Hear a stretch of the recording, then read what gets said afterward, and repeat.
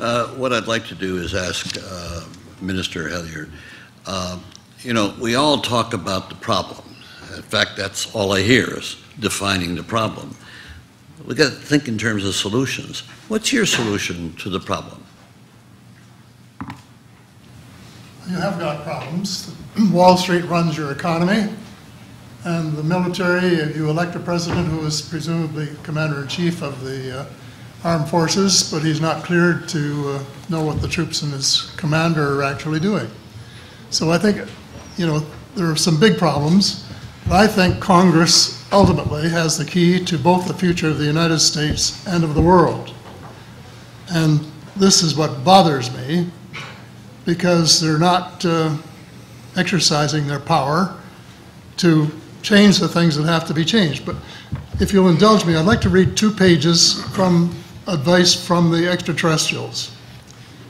And I think they've got a lot of good advice because they know what's going on more than we do sometimes. This is a quote from Jim Sparks, who was probably the most abducted of all the people who have been abducted. And he was taken away one night late on. He'd been abducted dozens of times before that. And he said, I found myself standing in that abandoned carnival park, clear-headed and fully conscious. There were those creatures again, and I could see that their holograms of human faces were cast over their faces to disguise their true appearance and make me feel less apprehensive. I noticed that each alien seemed to be concentrating on communicating or transmitting its thoughts to the creature to my left. They seemed to be of like mind, as though combining their consciousness into one telepathic voice. They continued, and now this is quoting the ETs. There are some things you need to understand. Yes, it's true that we have been in contact with your government and heads of power. It is also true that it is also true that agreements have been made and kept secret from your people. It is also true that in the past some of your people have lost their lives or have been badly hurt to protect this secret. Our hands had no part in this. We contacted your leaders because your planet is in grave trouble. Your leaders said the vast majority of your population wasn't ready for anything like us yet. So we made time agreements with your leaders as to when your people would be made aware of our presence. That part of the agreement has not at all been kept. It was also agreed that in the meantime, steps would be taken to correct the environmental conditions of your planet with our advice and technology. We say advice, quote unquote, because we respect the fact that this is your planet, not ours. They also broke that agreement. This is Jim now, I felt an awful wave of emotion from them, the feeling of abandonment. To feel any emotion from them at all was amazing, but this was quite overwhelming. You aren't giving up on us, are you? I asked.